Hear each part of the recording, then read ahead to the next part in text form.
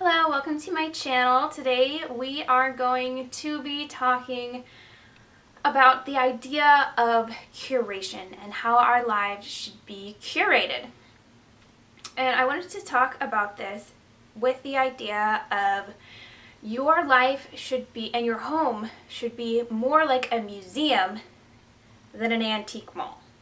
I used to love to go antiquing, especially when I was really into vintage, to love to dig in the nooks and crannies of all this random things that were in these antique malls and just look for those little treasures.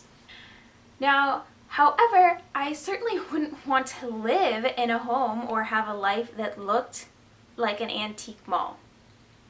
When you go there, it's very full. There's things everywhere and lots of clutter, and there's a lot of really cool old and historical things with history that are really neat and interesting, but there's not usually very much rhyme or reason to what is located there. It's just anything that people have come across that they think that somebody else might be interested in. And so things are very disordered and chaotic and kind of random. And a lot of times we treat life like that and the things that we bring into our home like that. Anything that looks good, we just kind of snatch it up. We take it. Whether it's activities and, clubs, things that we say yes to and commit to without really thinking about it, or in a physical sense, just if you go out to a conference or a show and you get a free pen or a mouse pad or whatever, little post-it notes, whatever people are giving away, and these things just accumulate and you didn't really think too much about it, and you don't really use them, they aren't really getting any value from them, but they just kind of accumulate in your life. What I've come to realize is that it's much better to be more like a museum. So when you go to a museum, there are still lots of really interesting items with great historical value, but it looks and it feels very different from an antique mall.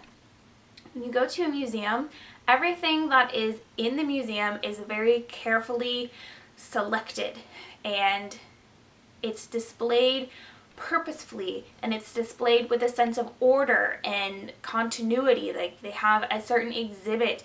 You're not going to have, a dress from the 1800s next to an artifact from ancient Egypt, because those aren't things that really go together. They're going to be each in their separate areas of the museum.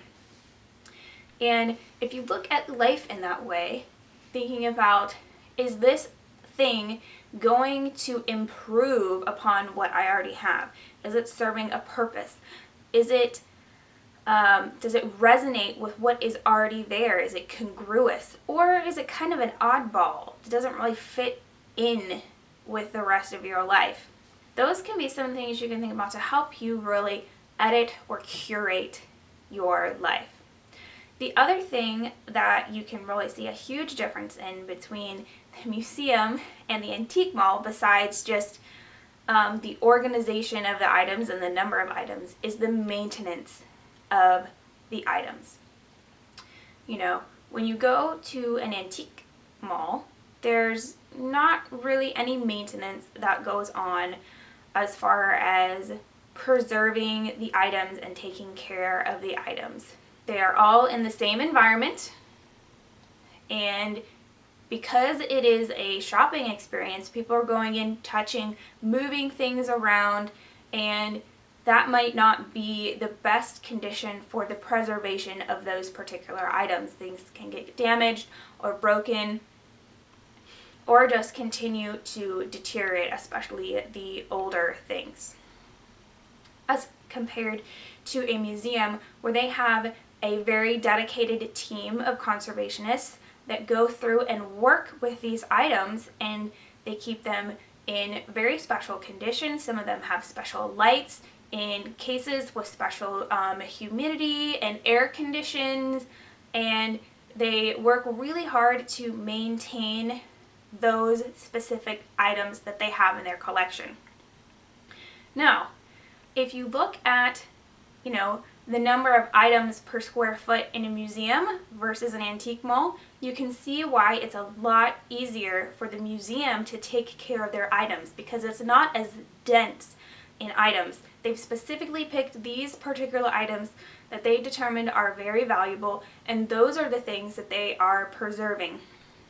When you empty your life of the excess items and the excess things in your schedule that really aren't adding value to your life, they're not bringing you joy, they're not serving a purpose, and they just don't really fit in with the life you want to have, you have more resources to spend on the things that you actually like and want in your life. So, for example, if you have 5 pairs of shoes versus 50 pairs of shoes, you're more likely to take better care of your shoes because you have time to. You can, polish and condition the leather shoes, waterproof your suede shoes, clean them if they get dirty.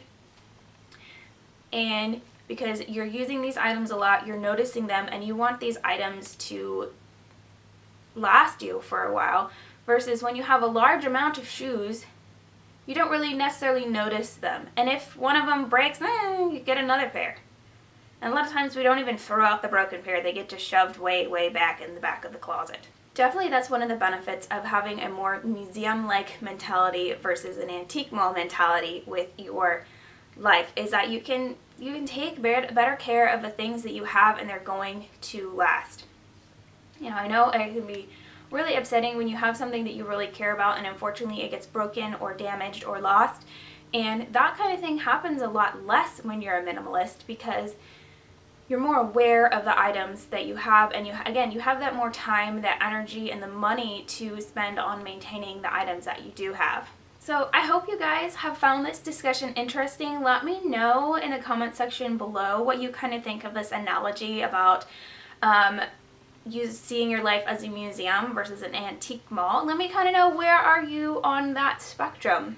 Right now, I'm really trying to get my life into more of the museum mentality, and it's been super awesome. So I will see you guys next time. Bye!